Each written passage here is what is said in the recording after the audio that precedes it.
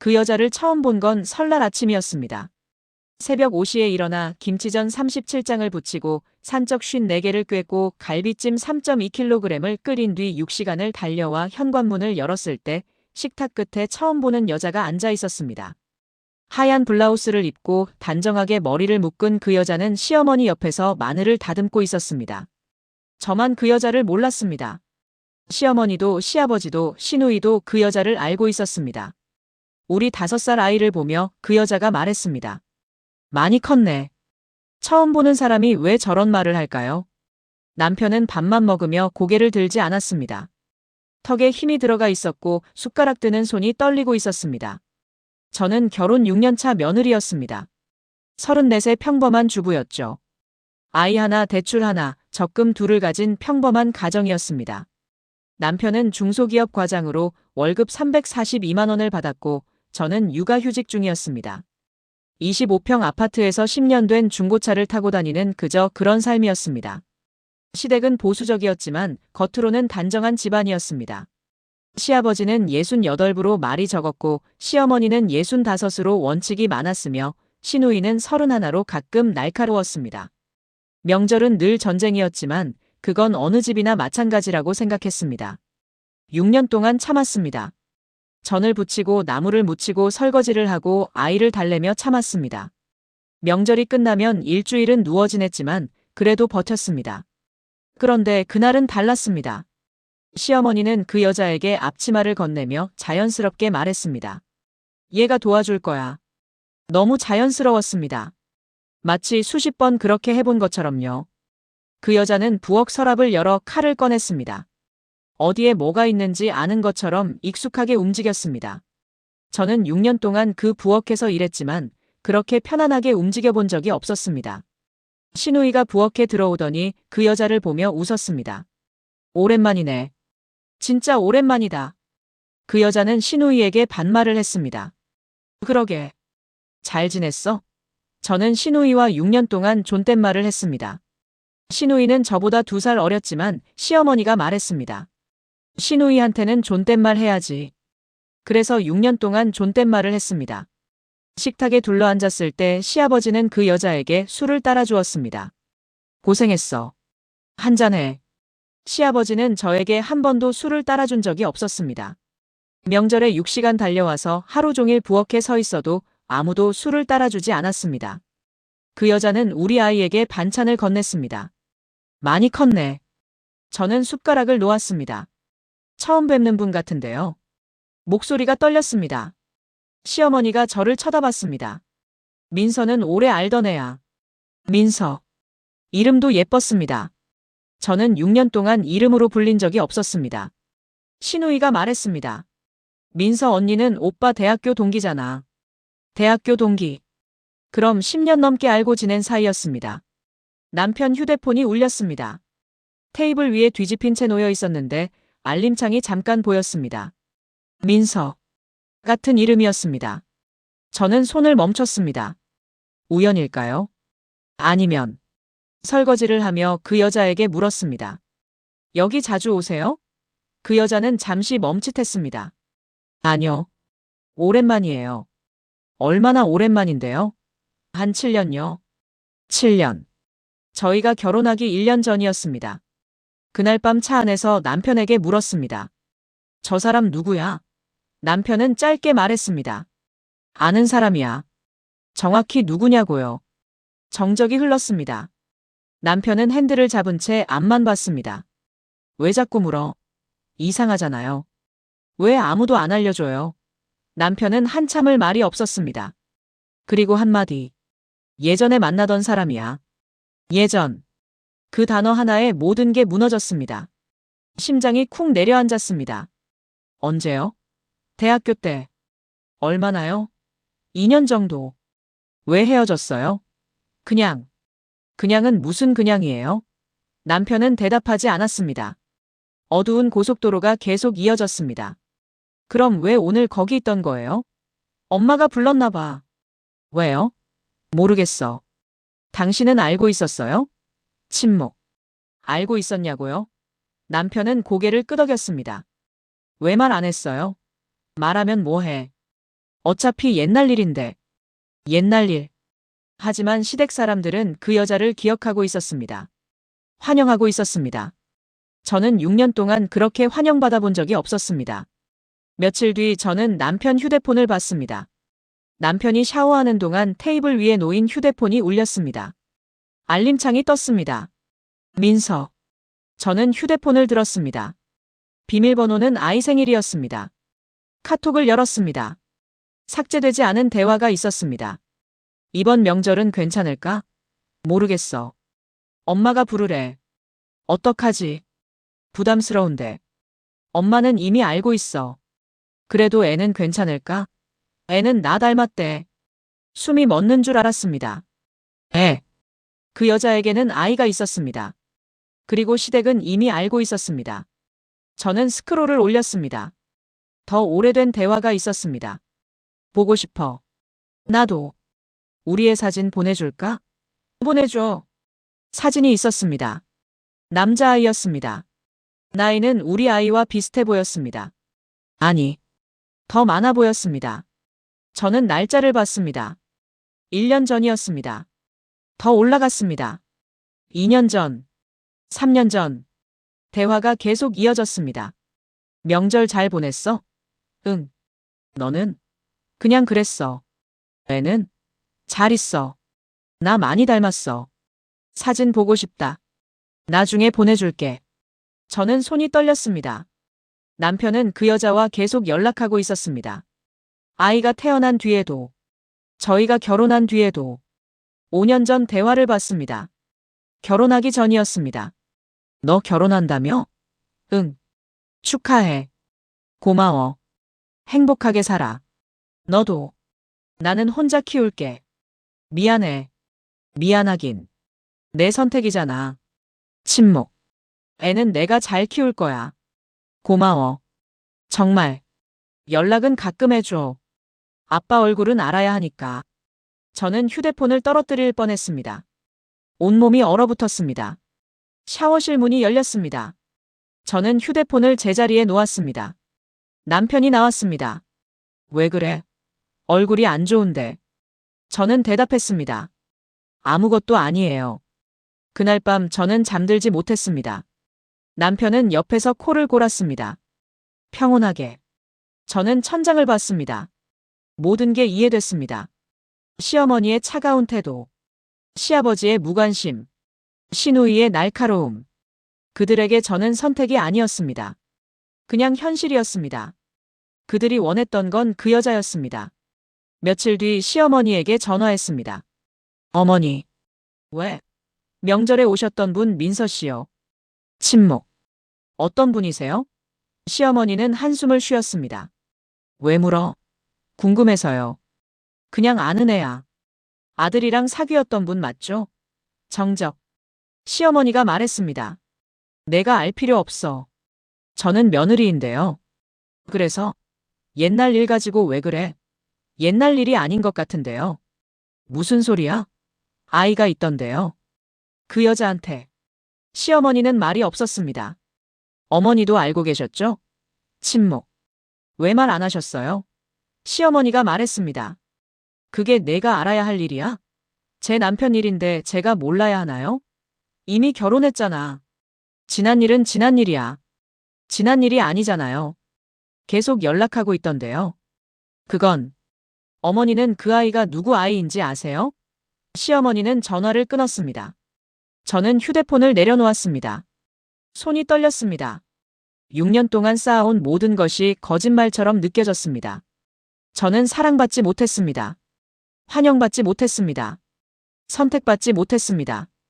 그냥 있었을 뿐입니다. 다음 명절이 다가왔습니다. 추석이었습니다. 저는 일부러 아무 말 없이 갔습니다. 남편은 차 안에서 말했습니다. 이번엔 그 사람 안 올 거야. 어떻게 알아요? 엄마한테 말했어. 뭐라고요? 오지 말라고. 저는 고개를 끄덕였습니다. 현관문을 열었습니다. 그 여자는 없었습니다. 안도했습니다. 하지만 뭔가 찜찜했습니다. 식탁에 앉았을 때 시어머니가 말했습니다. 올해는 조용하네. 시아버지는 대답하지 않았습니다. 시누이는 휴대폰만 봤습니다. 저는 밥을 먹었습니다. 맛이 없었습니다. 식사 후 설거지를 했습니다. 부엌에서 시어머니와 시누이의 대화가 들렸습니다. 작은 목소리였습니다. 하지만 들렸습니다. 그래도 얘가 더 먼저였잖아. 손이 멈췄습니다. 시어머니가 말했습니다. 그때 결혼만 안 했어도. 시누이가 대답했습니다. 민서 언니가 더 잘 어울렸는데. 그러게. 집안도 잘 맞고. 오빠가 왜 그랬대요? 뭘? 왜 민서 언니 냅두고 저 사람이랑 결혼했냐고요. 시어머니는 한숨을 쉬었습니다. 실수했지. 실수. 등골이 오싹했습니다. 시누이가 말했습니다. 애는 어떡해요? 민서 언니애. 모르겠다. 오빠가 알아서 하겠지. 근데 닮았던데요. 오빠 어렸을 때랑. 그러니까. 저는 심장이 내려앉았습니다. 그 집에서 저는 합법적인 사람일 뿐이었습니다. 그들이 원했던 건 그 여자였습니다. 저는 그냥 현실이었습니다. 받아들여야 하는. 저는 설거지를 마쳤습니다. 손을 닦고 거실로 나갔습니다. 남편에게 말했습니다. 나 잠깐 나갔다 올게요. 어디? 바람 좀 쐬고요. 밖으로 나왔습니다. 아파트 단지 벤치에 앉았습니다. 하늘을 봤습니다. 별이 없었습니다. 눈물이 났습니다. 6년 동안 참았던 것들이 쏟아졌습니다. 눈물이 비 오듯 쏟아졌습니다. 저는 사랑받지 못했습니다. 환영받지 못했습니다. 선택받지 못했습니다. 그냥 있었을 뿐입니다. 휴대폰이 울렸습니다. 남편이었습니다. 어디야? 벤치요. 들어와. 다들 기다려. 뭘요? 떡 먹게. 저는 전화를 끊었습니다. 다시 하늘을 봤습니다. 결심했습니다. 이대로는 안 되겠다고요. 몇 주 뒤 저는 다시 전화했습니다. 이번엔 그 여자에게. 남편 휴대폰에서 번호를 적어뒀습니다. 여보세요? 목소리가 조심스러웠습니다. 저 명절에 봤던 사람이에요. 아, 시간 있으세요? 만나고 싶은데요. 저를요? 네. 그 여자는 잠시 망설였습니다. 왜요? 할 얘기가 있어서요. 무슨? 아이 얘기요. 정적. 그 여자가 말했습니다. 알겠어요. 이틀 뒤 저희는 만났습니다. 조용한 카페였습니다. 그 여자는 먼저 와 있었습니다. 저는 앞에 앉았습니다. 안녕하세요. 안녕하세요. 우리는 한참 말이 없었습니다. 저는 먼저 물었습니다. 아이 몇 살이에요? 그 여자는 커피를 내려놓았습니다. 6살이요. 6살. 저희 아이보다 1살 많았습니다. 아버지가 누구예요? 그 여자는 저를 봤습니다. 알고 계시잖아요. 확인하고 싶어서요. 침묵. 제 남편이죠? 그 여자는 고개를 끄덕였습니다. 네. 저는 숨을 참았습니다. 왜 말 안 했어요? 무슨 말을요? 결혼 전에. 왜 말 안 했냐고요? 그 여자는 웃었습니다. 쓸쓸한 웃음이었습니다. 말했어요. 네. 시어머니한테. 결혼 전에. 저는 얼어붙었습니다. 그런데요? 시어머니가 그러시더라고요. 이미 다 정해진 일이라고. 침묵. 청첩장도 돌아갔고 예식장도 잡혔고. 이제 와서 무슨 소용이냐고. 그 여자는 커피를 마셨습니다. 그래서 저는 혼자 나왔어요. 아이를. 남편은 알았어요? 알았죠. 나중에. 왜 책임 안 져요? 그 여자는 저를 봤습니다. 이미 결혼했잖아요. 당신이랑. 침묵. 아이한테 아빠가 누군지는 알려줘야 한다고 생각했어요. 그래서 가끔 연락해요. 그게 다예요? 네. 저는 물었습니다. 아직도 사랑해요? 그 여자는 한참을 말이 없었습니다. 모르겠어요. 어떻게 모르냐고요? 사랑했었죠. 그때는. 지금은요? 지금은 그냥 아이 아빠예요. 저는 고개를 끄덕였습니다. 명절에 왜 온 거예요? 시어머니가 부르셨어요. 왜요? 아이를 보고 싶다고. 무슨? 손자니까요. 저는 숨이 막혔습니다. 자주 와요? 아니요. 그날이 처음이었어요. 왜 그날이요? 시어머니가 이제는 괜찮을 것 같다고. 괜찮다. 무엇이 괜찮단 말인가요? 저는 일어섰습니다. 죄송하지만 저는 받아들일 수 없어요. 그 여자는 고개를 끄덕였습니다. 알아요. 남편한테는 말 안 할 거예요. 이 만남. 네. 저는 카페를 나왔습니다. 눈물이 났습니다. 하지만 이번엔 슬퍼서가 아니었습니다. 분해서였습니다. 다음 명절이 다가왔습니다. 설날이었습니다. 저는 일부러 아무 말 없이 갔습니다. 남편은 물었습니다. 오늘은 기분이 좋아 보이네. 저는 대답하지 않았습니다. 현관문을 열었습니다. 집안이 조용했습니다. 그 여자는 없었습니다. 하지만 분위기가 이상했습니다. 시어머니가 저를 쳐다봤습니다. 냉랭한 눈빛이었습니다. 식탁에 앉았습니다. 저는 조용히 밥을 먹었습니다. 그리고 식사가 끝날 때쯤 입을 열었습니다. 어머니. 왜? 물어볼 게 있어요. 뭔데? 민서 씨 아이 몇 살이에요? 정적이 흘렀습니다. 시계 초침 소리만 똑딱똑딱 들렸습니다. 시아버지가 숟가락을 놓았습니다. 찻잔이 받침에 부딪히는 소리가 크게 울렸습니다. 시누이가 저를 쳐다봤습니다. 남편이 제 팔을 잡았습니다. 야, 지금 뭐 하는 거야? 저는 팔을 뿌리쳤습니다. 대답해 주세요. 어머니. 시어머니가 말했습니다. 집안 망신 만들지 마라. 망신이요? 제가요? 그래. 너. 저는 웃었습니다. 저는 아무것도 잘못한 게 없는데요. 입 닥쳐. 왜요? 진실이 불편하세요? 시어머니가 소리쳤습니다. 당장 나가. 남편이 저를 끌었습니다. 미안해요, 엄마. 제가 데리고 나갈게요. 저는 남편을 밀었습니다. 나요. 나 아직 할 말 있어요. 시아버지가 처음으로 입을 열었습니다. 그만해라. 저는 시아버지를 봤습니다. 왜 아무도 말 안 했어요? 결혼 전에. 침묵. 알고 계셨죠? 다들. 그 여자한테 아이 있는 거. 시어머니가 말했습니다. 그게 뭐가 중요해. 이미 결혼했잖아. 중요하죠. 저는 몰랐어요. 알아서 뭐해. 바뀌는 거 없는데. 저는 숨을 참았습니다. 그 순간 깨달았습니다. 이 집에서 저는 며느리였지만 가족은 아니었다는 걸. 저는 그냥 자리를 채우는 사람이었습니다. 그들이 진짜 원했던 건 다른 누군가였습니다. 저는 가방을 들었습니다. 갈게요. 남편이 말했습니다. 야, 어디가? 집이요. 지금? 네. 지금. 저는 아이를 데리고 현관문을 열었습니다. 시어머니가 소리쳤습니다. 아이 생각은 안 하니? 저는 돌아봤습니다. 그래서 나가요. 뭐? 이런 집에서 키우고 싶지 않아서요. 문을 닫았습니다. 차에 탔습니다. 아이가 물었습니다. 엄마, 우리 어디가? 저는 대답했습니다. 집. 할아버지 집 아니야? 아니. 우리 집. 우리 집? 응.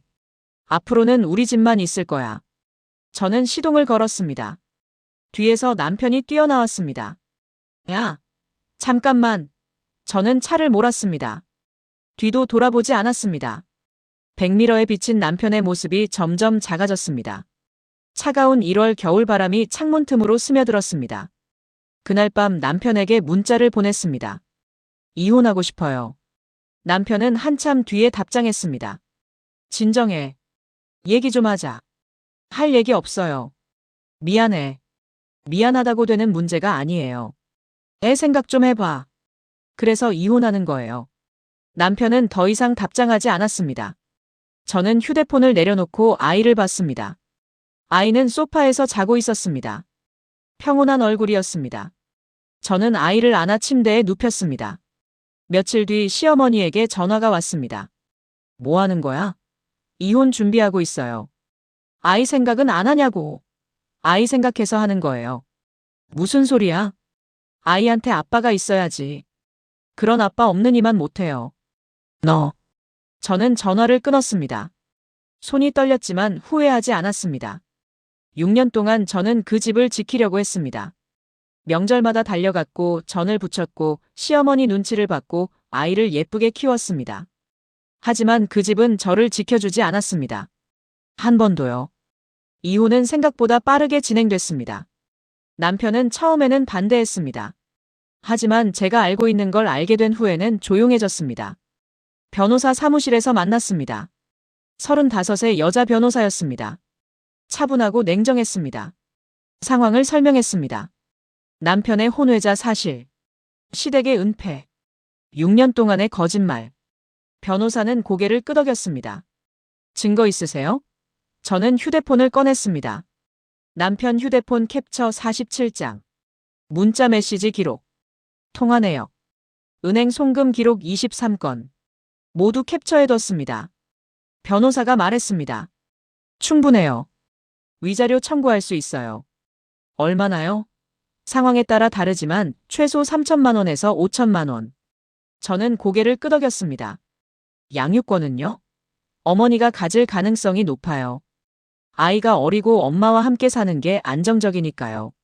면접교섭권은요? 한 달에 2회 정도 가능할 거예요. 저는 한숨을 쉬었습니다. 알겠습니다. 시작해주세요. 조정기일이 잡혔습니다. 3월 15일 오전 10시. 가정법원 402호 조정실. 그날 아침 저는 검은색 정장을 입었습니다. 화장은 하지 않았습니다. 있는 그대로의 모습으로 가고 싶었습니다. 법원 복도는 차가웠습니다. 형광등 불빛이 하얗게 내려쬐었습니다. 남편이 먼저 와 있었습니다. 수척해 보였습니다. 눈 밑에 다크서클이 짙었습니다. 우리는 서로를 봤습니다. 아무 말도 하지 않았습니다. 조정실에 들어갔습니다. 조정위원 두 분이 앉아 계셨습니다. 60 정도 되어 보이는 남자 판사와 50 정도의 여자 변호사였습니다. 앉으세요. 저희는 마주보고 앉았습니다. 나무 테이블이 우리 사이에 있었습니다. 조정위원이 서류를 보며 말했습니다. 결혼 6년 차시고 자녀가 1명 있으시네요. 네. 이혼 사유가 남편분의 혼외자, 출산 사실 은폐와 배우자 기만이라고 되어 있는데요. 네. 남편분 뭐라고 하시겠어요? 남편이 입을 열었습니다. 미안합니다. 제 잘못입니다. 하지만 아이를 생각해서 한 번만 더 기회를. 저는 고개를 저었습니다. 안 됩니다.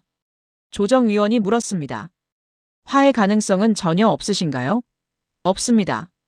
6년 동안 거짓말을 했어요. 결혼 전부터 알고 있었던 사실을 숨겼어요. 시댁도 다 알고 있었어요. 저만 몰랐어요. 남편이 말했습니다. 말하면 결혼 못할 것 같아서. 저는 웃었습니다. 그래서 저를 속인 거예요? 6년 동안? 미안해. 미안하다는 말로 되는 게 아니에요. 조정위원이 한숨을 쉬었습니다. 양육권과 재산 분할 그리고 위자료 문제를 논의하겠습니다. 먼저 양육권은 어머니가 원하시나요? 네. 남편분은요? 저도 아이를 키우고 싶습니다. 조정위원이 말했습니다. 현재 아이는 어머니와 함께 거주하고 있고 애착 관계가 형성되어 있으니 어머니가 양육권을 가지는 게 적절해 보입니다. 남편은 한 달에 2회 면접교섭권을 가지시겠습니다. 남편이 고개를 끄덕였습니다.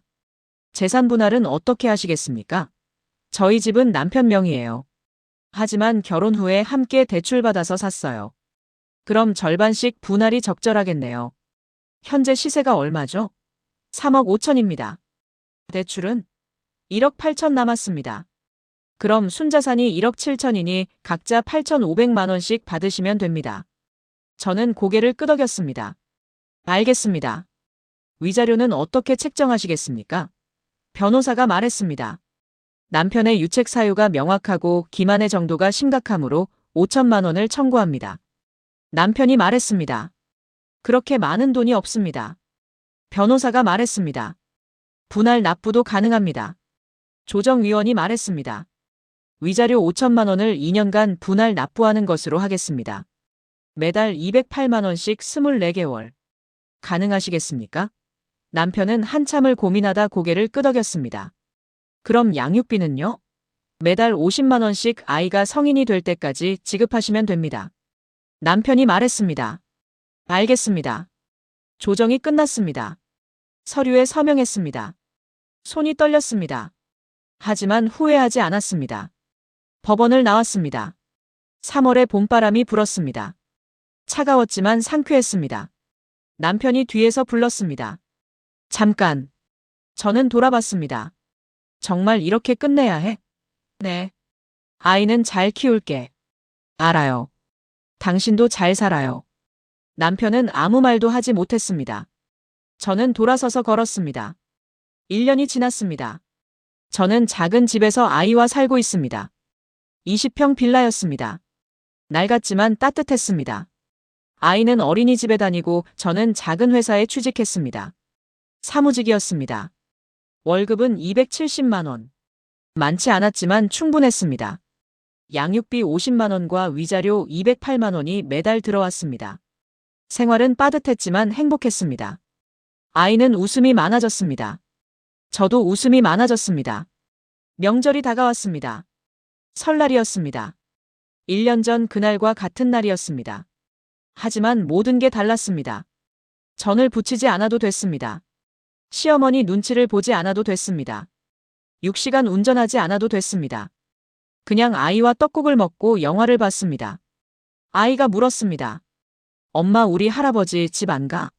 저는 대답했습니다. 오늘은 우리끼리 있을 거야. 왜? 그게 더 좋을 것 같아서. 아이는 고개를 끄덕였습니다. 그럼 우리 뭐 해? 떡국 먹고 영화 보고 놀이터 갈까? 좋아. 아이는 좋아했습니다. 저도 처음으로 명절이 편안했습니다. 떡국을 끓였습니다.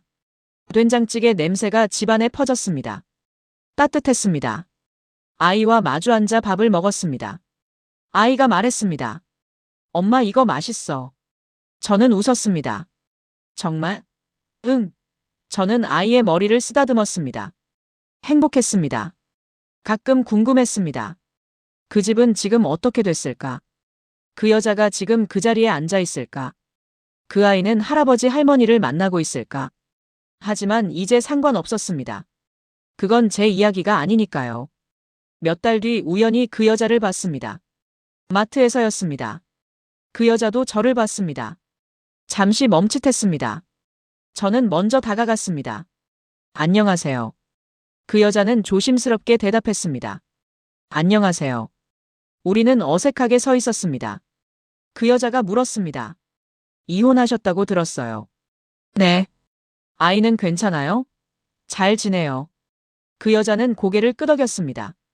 다행이네요. 저는 물었습니다. 당신은요? 저요? 명절에 가세요? 그 여자는 쓴웃음을 지었습니다. 아니요. 안 가요. 왜요? 어색하잖아요. 이제. 침묵. 그리고 미안해요. 그 여자는 고개를 숙였습니다. 제가 없었으면 이런 일도 없었을 텐데. 저는 고개를 저었습니다. 당신 잘못이 아니에요. 하지만 잘못한 사람은 따로 있어요. 그 여자는 저를 봤습니다. 그래도 미안해요. 저는 말했습니다. 괜찮아요. 이제 저는 행복하니까요. 그 여자는 놀란 표정을 지었습니다. 행복하세요? 네. 혼자지만 행복해요. 침묵. 당신도 행복하세요. 저는 인사하고 돌아섰습니다. 뒤를 돌아보지 않았습니다. 그날 밤 아이에게 물었습니다. 아빠 보고 싶어? 아이는 고개를 저었습니다. 아니. 엄마랑 있는 게 좋아. 왜? 엄마가 더 많이 웃어. 저는 아이를 안았습니다. 눈물이 났습니다. 행복해서였습니다. 2년이 지났습니다. 저는 승진했습니다. 대리가 됐습니다. 월급이 320만 원으로 올랐습니다. 아이는 초등학교에 입학했습니다. 친구도 사귀고 웃음도 많아졌습니다. 가끔 남편에게 연락이 옵니다. 아이 보고 싶다. 저는 대답합니다. 다음 주 토요일에 데리고 가세요. 남편은 한 달에 2번 아이를 데리고 갑니다. 하지만 시댁에는 데리고 가지 않습니다. 제가 허락하지 않았습니다. 아이가 그곳에서 상처받는 걸 원하지 않았습니다. 시어머니가 한 번 전화했습니다. 손주라도 보자. 저는 대답했습니다. 안 됩니다. 왜? 그럴 자격이 없으세요. 뭐라고? 제 아이를 그런 곳에 보내고 싶지 않아요. 시어머니는 화를 냈습니다. 너 때문에 우리 집안이. 저는 전화를 끊었습니다. 더 이상 그 목소리를 듣고 싶지 않았습니다. 어느 날 아이가 물었습니다. 엄마, 할머니는 왜 안 와? 저는 대답했습니다. 할머니는 바쁘셔. 언제 볼 수 있어? 글쎄. 나중에 아이는 고개를 끄덕였습니다. 그래도 괜찮아. 엄마가 있으니까. 저는 아이의 머리를 쓰다듬었습니다. 고마웠습니다. 3년이 지난 어느 날 남편에게 연락이 왔습니다. 만나서 얘기 좀 하자. 저는 대답했습니다. 왜요? 그냥 할 얘기가 있어서. 저는 망설였습니다. 하지만 만나기로 했습니다. 카페에서 만났습니다. 남편은 많이 변해 있었습니다. 얼굴이 수척했고 머리에 흰머리가 섞여 있었습니다. 오랜만이야. 저는 대답했습니다. 무슨 일이에요? 남편은 한참을 말이 없었습니다. 그리고 입을 열었습니다. 미안해. 침묵. 정말 미안해. 저는 커피를 마셨습니다. 지금 와서 미안하다고 해서 뭐가 바뀌나요? 바뀌는 건 없지. 하지만 말하고 싶었어. 침묵. 나는 비겁했어. 남편은 고개를 숙였습니다. 민서한테도 너한테도. 침묵. 민서한테는 책임을 안 지고 너한테는 진실을 말 안 하고. 저는 물었습니다. 왜 그랬어요? 두려웠어. 다 잃을까봐.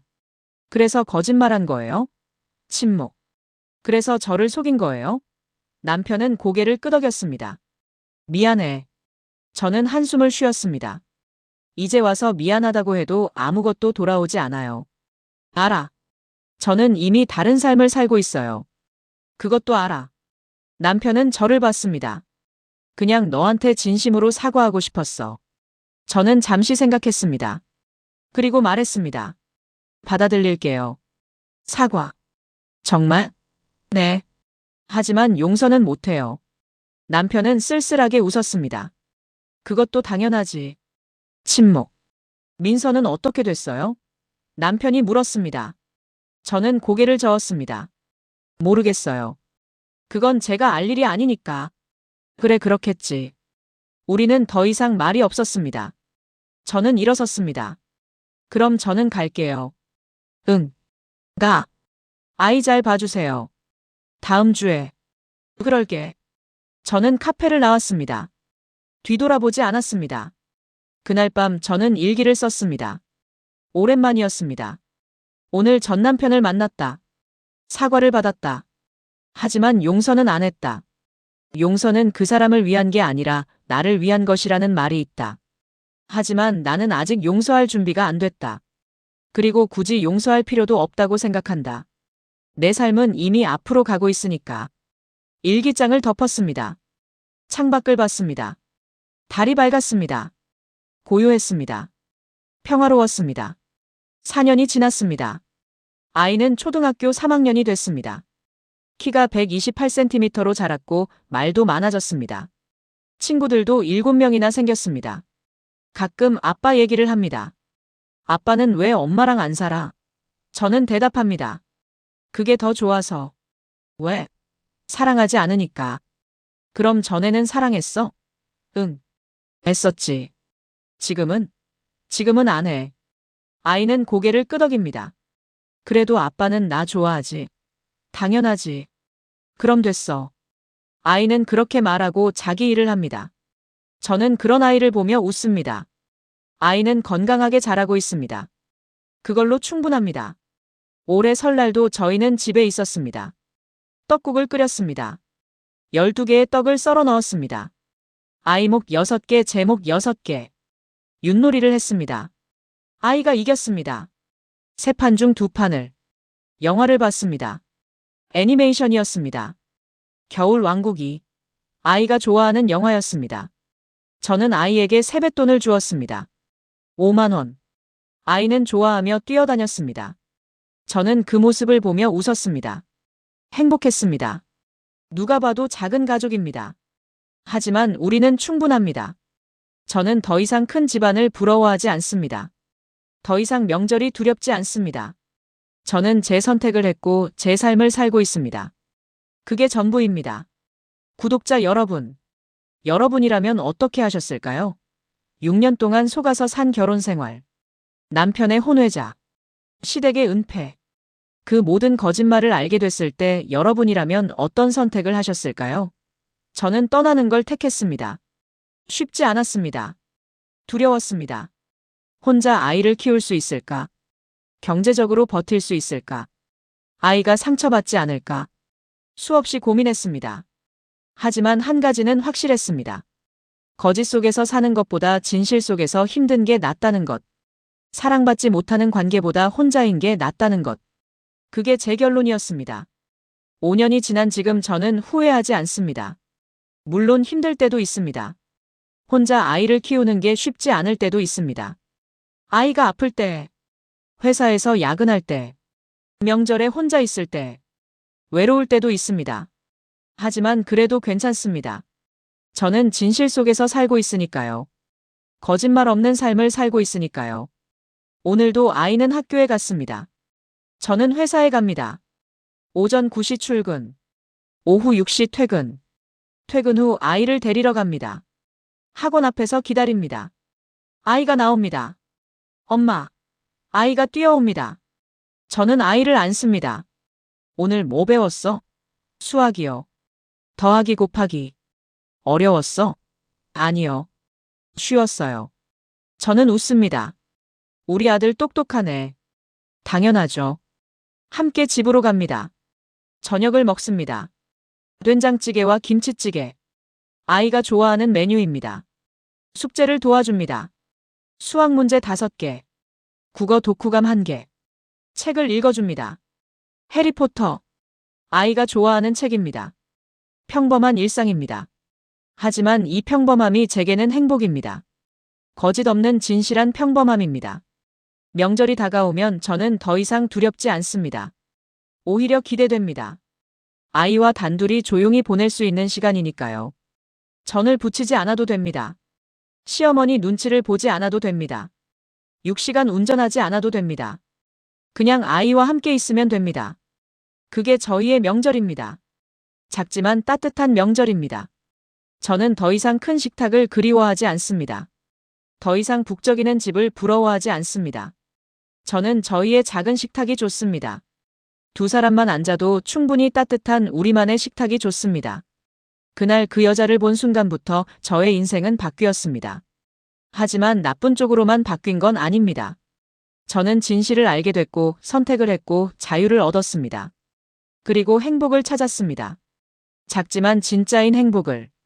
구독자 여러분, 인생은 선택의 연속입니다.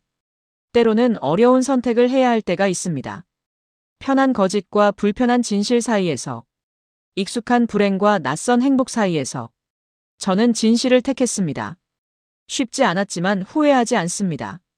여러분도 용기 내세요. 진실을 마주할 용기, 변화를 선택할 용기, 새로운 시작을 할 용기. 그 용기가 여러분을 진짜 행복으로 이끌 겁니다. 이제 새로운 명절이 시작됩니다. 저와 제 아이만의 명절이, 거짓 없는 명절이, 사랑이 있는 명절이. 그걸로 충분합니다. 그날 식탁에서 저는 버려진 게 아니었습니다. 저는 빠져나온 겁니다. 덫에서, 거짓에서, 외로움에서, 기대에서. 명절은 가족이 모이는 날이 아니었습니다. 진실이 드러나는 날이었습니다. 그리고 저는 그 진실로부터 자유로워졌습니다. 일주일 후의 일입니다. 남편에게 문자가 왔습니다. 민서가 연락이 안 된대. 저는 답장하지 않았습니다. 제가 알 일이 아니었습니다. 한 달 후 신우이에게 전화가 왔습니다. 언니, 오랜만이네요. 뭐하고 지내요? 일하고 아이 키우고 있어요. 아, 그래요. 잠깐 만날 수 있어요? 왜요? 할 얘기가 있어서요.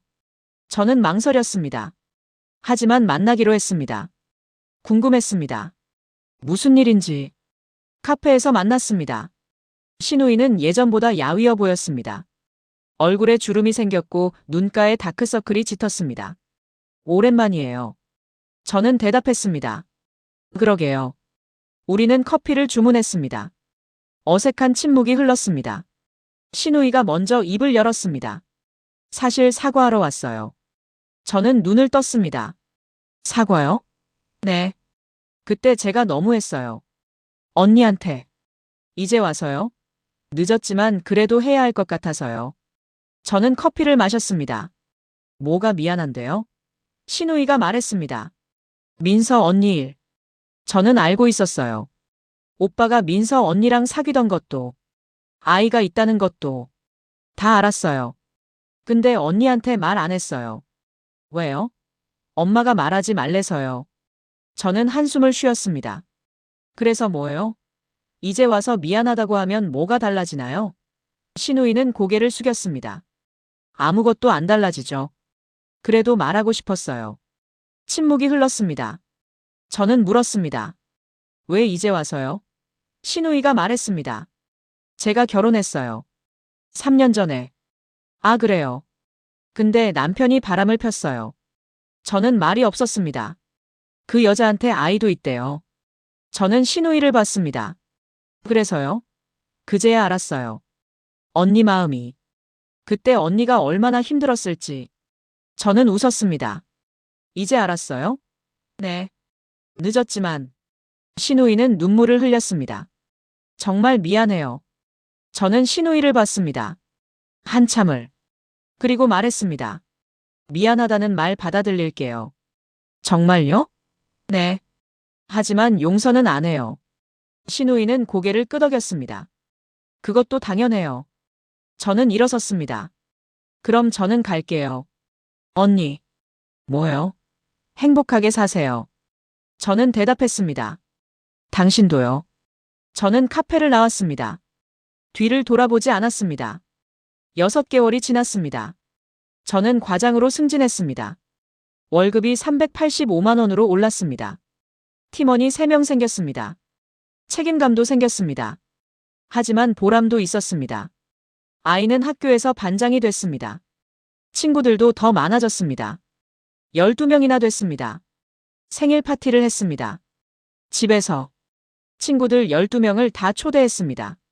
시끄러웠지만 행복했습니다. 아이들의 웃음소리가 집안을 가득 채웠습니다. 1년이 지났습니다. 저는 새 아파트로 이사했습니다. 25평이었습니다. 전보다 넓었습니다. 깨끗했습니다. 아이 방도 따로 있었습니다. 아이는 좋아했습니다. 저도 좋았습니다. 명절이 다가왔습니다. 설날이었습니다. 6년 만에 맞이하는 설날이었습니다. 저는 떡국을 끓였습니다. 18개의 떡을 넣었습니다. 아이 목 9개, 제 목 9개. 나이 수대로. 아이와 마주 앉아 밥을 먹었습니다. 아이가 말했습니다. 엄마, 나는 이게 좋아. 뭐가? 우리 둘이 있는 거. 왜? 조용하고 편해서. 저는 웃었습니다. 엄마도 좋아. 그죠? 응. 아이는 떡국을 먹었습니다. 맛있게. 저는 그런 아이를 봤습니다. 행복했습니다. 이게 우리의 명절이구나. 작지만 충분한, 거짓 없는, 사랑이 있는. 저는 깨달았습니다. 행복은 크기가 아니라는 걸. 숫자가 아니라는 걸. 진실이라는 걸. 3년이 지났습니다. 아이는 중학교 1학년이 됐습니다. 키가 158cm로 자랐습니다. 목소리도 변했습니다. 사춘기가 왔습니다. 가끔 짜증을 냅니다. 엄마, 그만 좀 물어봐. 엄마, 나 좀 내버려둬. 저는 웃습니다. 알았어. 하지만 마음속으로는 아픕니다. 아이가 커가는 게, 저를 떠나가는 게. 하지만 그게 자연스러운 거겠죠. 아이는 자라야 하고 저는 놓아줘야 하니까요. 가끔 남편을 만납니다. 아이 학교 행사에서, 학부모 상담에서. 어색하지만 괜찮습니다. 우리는 이제 남남이니까요. 아이의 부모일 뿐. 남편은 재혼했습니다. 2년 전에. 새 아내는 35이었습니다. 아이가 없었습니다. 남편은 행복해 보였습니다. 저도 기뻤습니다. 진심으로. 남편이 행복하면 아이도 편할 테니까요. 어느 날 남편이 물었습니다. 너는 재혼 안 해? 저는 대답했습니다. 아직은요. 왜? 아이 키우기 바빠서요. 남편은 고개를 끄덕였습니다. 그래도 외롭지 않아? 가끔요. 하지만 괜찮아요. 정말? 네. 혼자도 좋아요. 남편은 말했습니다. 너 많이 변했다. 저는 웃었습니다. 그래요? 응. 예전엔 항상 불안해 보였는데. 이젠 당당해 보여. 저는 대답했습니다. 그럴 수도 있겠네요. 시어머니가 돌아가셨습니다. 3년 전이었습니다. 남편이 연락했습니다. 엄마가 돌아가셨어. 저는 잠시 망설였습니다. 그리고 말했습니다. 조문 갈게요. 정말? 네. 마지막 인사는 해야죠. 감사합니다. 저는 검은 옷을 입고 장례식장에 갔습니다. 아이와 함께. 조용했습니다. 사람이 많지 않았습니다. 시아버지가 앉아 계셨습니다. 많이 늙으셨습니다. 허리가 구부러졌고 손이 떨렸습니다. 저는 절을 했습니다. 아이도 함께. 시아버지는 저를 봤습니다. 왔구나. 네. 아이도 컸네. 네. 많이. 시아버지는 한숨을 쉬었습니다. 미안하다. 저는 눈을 떴습니다. 네. 너한테. 그때 말 못해서. 저는 말이 없었습니다. 시아버지가 말했습니다. 나도 알고 있었어. 민서일. 아이 있는 것도. 다 알았어. 근데 말 못했어. 마누라가 말리고 아들이 말리고. 그래서 그냥 넘어갔어. 미안하다. 저는 한참을 시아버지를 봤습니다. 그리고 말했습니다. 괜찮아요. 이제는. 정말? 네. 다 지난 일이에요. 시아버지는 고개를 끄덕였습니다. 그래도 미안하다. 행복하게 살아라. 저는 대답했습니다. 네. 아버지도 건강하세요. 저는 일어섰습니다. 아이와 함께. 밖으로 나왔습니다. 11월에 차가운 바람이 불었습니다. 낙엽이 떨어졌습니다. 아이가 물었습니다. 엄마 괜찮아? 저는 대답했습니다. 응. 괜찮아. 현재로 돌아왔습니다. 저는 지금 40입니다. 아이는 15입니다. 중학교 3학년. 내년이면 고등학생입니다. 시간이 참 빠릅니다. 어제 5살이던 아이가 벌써 15입니다. 저는 지금 부장입니다. 월급은 485만 원. 팀원은 8명. 바쁘지만 보람 있습니다. 아이는 지금 자기 방에서 공부하고 있습니다. 중간고사를 앞두고 있습니다. 가끔 나와서 물을 마십니다. 엄마 배고파. 라면 끓여줄까? 좋아. 저는 라면을 끓입니다. 아이가 좋아하는 신라면. 계란을 넣고 파를 썰어 넣습니다. 아이가 나와서 먹습니다. 맛있게. 저는 그런 아이를 봅니다. 행복합니다. 이게 제 인생입니다. 크지 않지만 충분한. 화려하지 않지만 진실한. 외롭지 않은. 거짓 없는. 아이가 말합니다. 엄마 고마워. 뭐가? 다. 저를 낳아준 것도. 잘 키워준 것도. 사랑해준 것도. 저는 눈물이 났습니다. 엄마도 고마워. 태어나줘서. 저를 엄마로 만들어줘서. 아이는 웃습니다. 나도 사랑해 엄마. 명절이 다가옵니다. 설날입니다. 9년 만에 맞이하는 설날입니다. 저는 떡국을 끓일 준비를 합니다. 아이가 말합니다. 엄마 올해도 우리 둘이야? 응. 좋아? 응. 좋아. 저는 웃습니다. 엄마도 좋아. 아이가 말합니다. 엄마 우리 떡국에 만두도 넣자. 좋지. 몇 개? 20개. 많은데? 괜찮아. 배고프니까. 저는 웃습니다. 알았어. 구독자 여러분. 저의 이야기는 여기서 끝납니다. 9년 전 그날. 설날 아침. 처음 본 여자. 시댁이 알고 있던 비밀. 6년 동안의 거짓말. 그 모든 것이 저를 여기까지 이끌었습니다. 힘들었습니다. 외로웠습니다. 두려웠습니다. 하지만 후회하지 않습니다. 저는 진실을 택했고 자유를 얻었고 행복을 찾았습니다. 작지만 진짜인 행복을. 여러분도 기억하세요. 행복은 크기가 아니라는 것. 숫자가 아니라는 것. 진실이라는 것. 거짓 속에서 사는 것보다 진실 속에서 힘든 게 낫다는 것. 사랑받지 못하는 관계보다 혼자인 게 낫다는 것. 용기 내세요. 진실을 마주할 용기. 변화를 선택할 용기. 새로운 시작을 할 용기. 그 용기가 여러분을 진짜 행복으로 이끌 겁니다. 저는 지금 행복합니다. 명절이 다가와도 두렵지 않습니다. 오히려 기대됩니다. 아이와 단둘이 조용히 보낼 수 있는 시간이니까요. 전을 붙이지 않아도 됩니다. 시어머니 눈치를 보지 않아도 됩니다. 6시간 운전하지 않아도 됩니다. 그냥 아이와 함께 있으면 됩니다. 그게 저희의 명절입니다. 작지만 따뜻한 명절입니다. 거짓 없는 명절입니다. 사랑이 있는 명절입니다. 그날 식탁에서 저는 버려진 게 아니었습니다. 저는 빠져나온 겁니다. 덫에서, 거짓에서, 외로움에서, 기대에서. 명절은 가족이 모이는 날이 아니었습니다. 진실이 드러나는 날이었습니다. 그리고 저는 그 진실로부터 자유로워졌습니다. 이제 새로운 명절이 시작됩니다.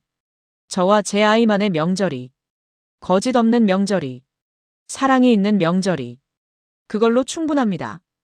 여러분도 행복하세요. 진실 속에서 용기 있게, 당당하게, 그리고 사랑하며. 오늘도 영상 봐주셔서 감사합니다. 구독과 좋아요 부탁드립니다. 여러분의 이야기도 댓글로 들려주세요. 함께 나누고 싶습니다. 다음 영상에서 또 만나요. 행복하세요.